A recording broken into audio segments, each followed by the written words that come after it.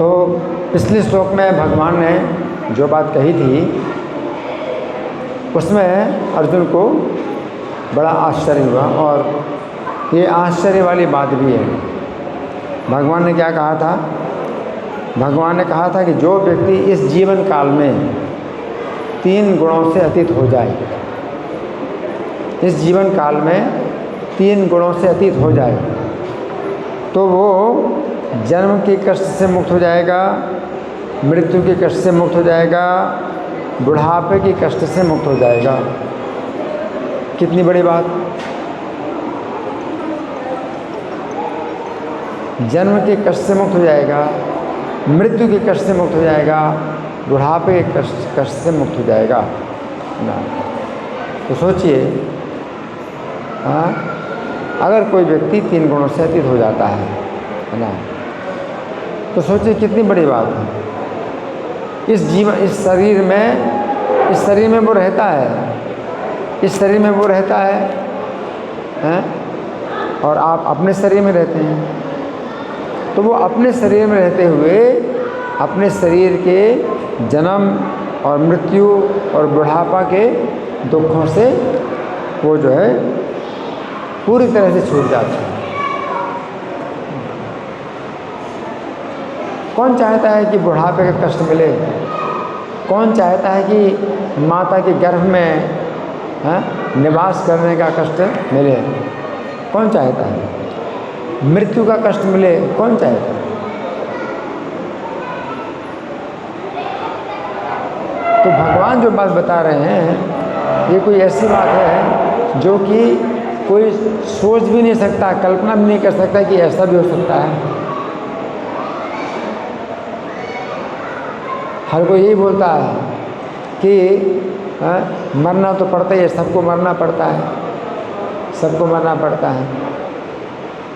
लेकिन भगवान यहाँ पर एक ऐसी बात बता रहे हैं कि अगर मरना पड़ता है तो वो वास्तव में उनको नहीं मरना पड़ता, वे मरते नहीं हैं, वे शरीर को बदलते हैं। जैसे आप वस्त्र बदलते हैं, अपना वस्त्र बदलते हैं, तो ये कोई मृत्यु थोड़ी है। आपने अपना कपड़ा बदल लिया तो क्या ये कहा जाएगा कि आप मर गए और दोबारा आपका जो है ये जन्म हुआ? नहीं। और रोज़ कपड़ा बदलते हैं आप। तो उसी प्रकार से जो व्यक्ति 3 गुणों से अतीत हो जाता है तो उसको मृत्यु का कष्ट नहीं महसूस होता, बल्कि वो शरीर बदलता, जैसे आप शरीर बदलते हैं उसी प्रकार से वो अपना शरीर बदलता है और अगला जीवन प्राप्त करता है। देखिए कितना अंतर है।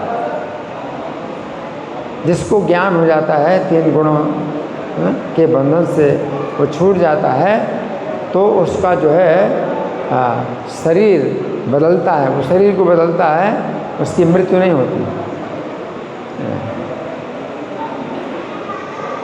मृत्यु किसी की नहीं होती, किसी भी जीव की मृत्यु नहीं होती, लेकिन अज्ञान के कारण उसको मृत्यु का अनुभव होता है। उसको मृत्यु के कष्ट, असीमित कष्ट प्राप्त होते हैं। जन्म और मरण का जो ये चक्र है ये चलते ही रहेगा, कभी समाप्त नहीं होगा। तो जो 3 गुणों से मुक्त हो गया है उसके जन्म और मरण का कष्ट अब वैसे भी नहीं होने वाला है, वैसे भी नहीं होने वाला। अगर उसको प्रारब्ध के अनुसार अगर 1 या 2 जन्म लेने हैं तो उसमें जो है वो कष्ट नहीं पाता, मृत्यु का कष्ट नहीं पाता। उससे कैसा लगता है? मैं मर नहीं रहा, मैं शरीर बदल रहा हूँ। आप रोज़ कपड़े बदलते हैं तो शरीर वस्त्र की तरह है, शरीर वस्त्र की तरह है। तो आपको अगर ये ज्ञान हो जाए, 3 गुणों से अतीत हो जाए आप, हैं तो कभी भी शरीर छूटेगा तो आपको कैसा लगेगा कि कोई ख़ास बात नहीं है, मैं शरीर छोड़ रहा हूँ, उसी प्रकार से छोड़ रहा हूँ जैसे आप अपना वस्त्र छोड़ते हैं। आपको जब धुला वस्त्र मिल जाता है तो जो गंदा वस्त्र है वो आप छोड़ देते हैं और धुला वस्त्र पहनते हैं। उसी प्रकार से शरीर आपको जो है नया शरीर मिल जाता है और आप उसको धारण कर लेते हैं और ये पुराना शरीर जो जीर्ण हो गया है उसको आप त्याग देते हैं। तो उसमें दिक्कत क्या है ना? लेकिन ज्ञान की आवश्यकता है। अगर आपको ये ज्ञान हो जाए तो आप जो है शरीर में जो बुढ़ापा है उसका भी आपको कष्ट अनुभव नहीं होगा, है ना। तो इस कारण से अर्जुन ने प्रश्न पूछा कि ये बहुत बड़ी बात है कि भाई हर व्यक्ति को सोचना चाहिए कि मैं भी जो है इसी प्रकार 3 गुणों से अतीत हो जाऊं तो बुढ़ापे का भी कष्ट नहीं होगा। अब सोचो बुढ़ापे का कितना कष्ट होता है, बुढ़ापे का बहुत कष्ट होता है, मृत्यु का बहुत कष्ट होता है। तो अर्जुन प्रश्न पूछ रहे हैं, पहला प्रश्न पूछते हैं कि कौन से लक्षण होते हैं उसके, कैसे पहचाना है कि वो 3 गुणों से अतीत हो गया।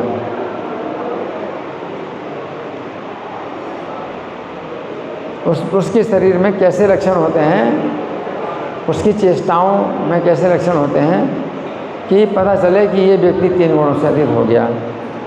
तो दूसरा प्रश्न है कि आचारः, वो कैसा आचरण करता है, उसके आचरण उस तरह सामान्य व्यक्ति की तरह आचरण तो नहीं होंगे।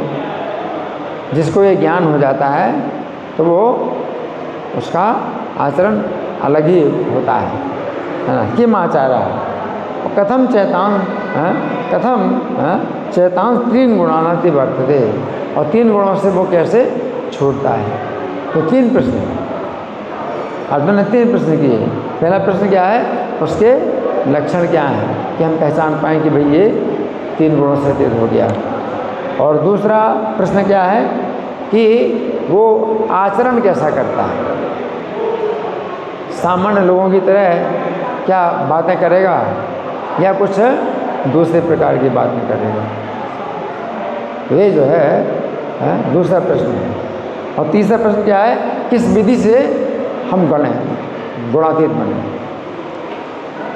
कौन सी विधि है जिसके द्वारा हम गुणातीत बने, है ना। तो ये 3 प्रश्न अर्जुन ने किए हैं और भगवान इन 3 प्रश्नों का उत्तर देंगे, है ना। तो ये बहुत महत्वपूर्ण विषय है भगवद गीता का। अगर आप समझें, गहराई में जाएं तो बहुत महत्वपूर्ण प्रश्न है। और अगर आप गहराई में नहीं जाएं तो ऐसे सुनेंगे कोई ख़ास बात नहीं है, क्या फ़र्क पड़ता है। गीता में भगवान ने अर्जुन को कुछ उपदेश दिया, ठीक है, हमें जानने की क्या ज़रूरत है। अर्जुन ने भगवान से कुछ प्रश्न किए हैं, ठीक है, तो हमें कुछ फ़र्क नहीं पड़ता, हमें क्या आवश्यकता है अर्जुन के प्रश्नों की, है ना। जो बहुत भाग्यशाली होते हैं तो वे ही भगवान की बातों पर विचार करते हैं और अपना सौभाग्य समझते हैं कि हमको सुनने को मिला। जो बहुत भाग्यशाली होते हैं अर्जुन के प्रश्न पर विचार करते हैं कि अर्जुन ने कितना अच्छा प्रश्न किया, जो कि हम कभी प्रश्न नहीं करते। हम तो प्रश्न नहीं करते, गीता सुन लेते हैं, उठ के चले जाते हैं, कुछ सुना कुछ नहीं सुना, कुछ समझ में आया कुछ समझ में नहीं आया, कोई ख़ास बात नहीं है, कोई चिंता नहीं है।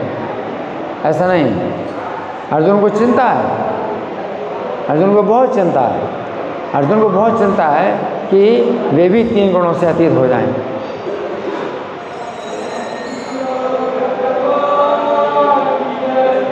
3 गुणों से अतीत हो जाएंगे तो आपको मृत्यु रहेगी नहीं आपके सामने। सोचिए, अभी हम जो है सड़क में चलते हैं, सामने ट्रक आता है तो कैसा लगता है? मौत आ गई सामने, कैसा लगता है? हम मौत को देखना नहीं चाहते और मौत दिखाई पड़ती। लेकिन जो व्यक्ति 3 गुणों से अतीत हो जाता है तो उसको मौत नहीं दिखाई पड़ती, उसको मौत नहीं दिखाई पड़ती, उसको भगवान दिखाई पड़ते।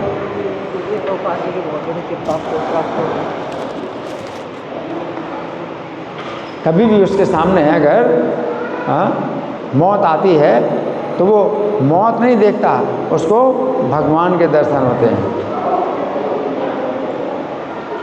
उसके लिए भगवान का विमान आता है और वो अपना शरीर छोड़ करके बस विमान में बैठ करके भगवान के धाम जाता है। तो मौत कहाँ है?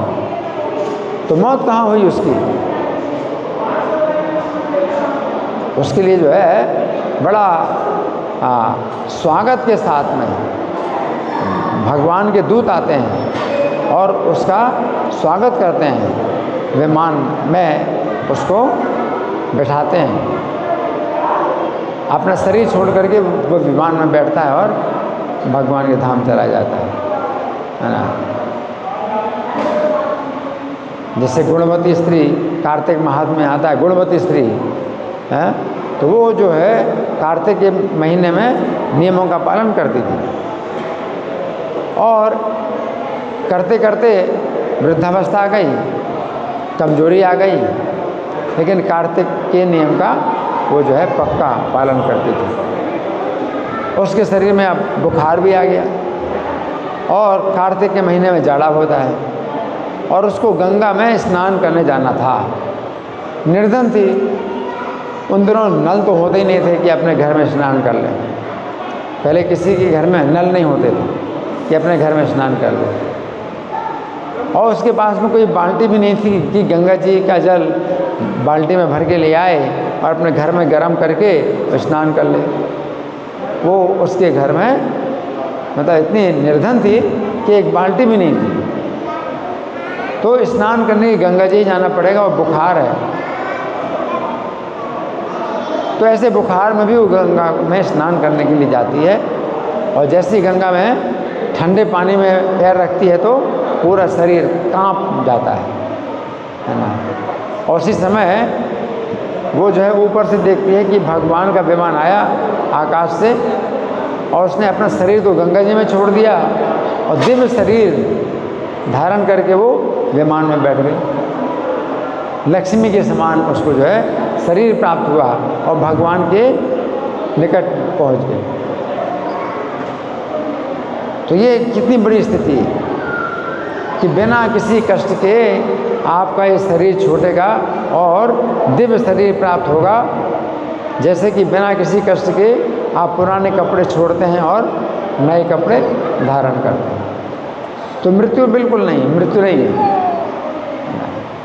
तो अर्जुन इसलिए पूछ रहे हैं कि सामान्य व्यक्ति तो ऐसा नहीं हो सकता, बहुत दुर्लभ होंगे ऐसे जिनको ऐसा ज्ञान प्राप्त होता है। तो कैसे पहचाना जाए असली महात्मा को, कैसे पहचाना जाए? अर्जुन का प्रश्न है। नहीं तो क्या है, असली महात्मा को आप पहचानना नहीं जानते हैं तो बस ऐसे ही देखोगे सिर मुड़ा है या बहुत लंबे लंबे बाल हैं या बहुत बड़ी दाढ़ी है, इसी के आधार पर आप महात्मा को पहचानेंगे। तो इस प्रकार से तो बहुत धोखा मिलेगा कि लंबी दाढ़ी है या बहुत बड़े बाल हैं, जटाएं हैं, तो वे कहेंगे ये तो बहुत बड़े महात्मा हैं, बहुत लंबी जटाएं हैं। धोखा मिलेगा। अर्जुन पूछ रहे हैं कि क्या लक्षण है, क्या लक्षण है जिससे मैं पहचान पाऊँ कि ये जो है महात्मा है, शुद्ध महात्मा है। तो इसलिए ये विषय बहुत आवश्यक है जानना और भगवान आगे चल करके इन 3 प्रश्नों का उत्तर देंगे। धन्यवाद। ग्रंथराज श्रीमद् भगवद गीता की जय, श्रील प्रभुपाद की जय। हरे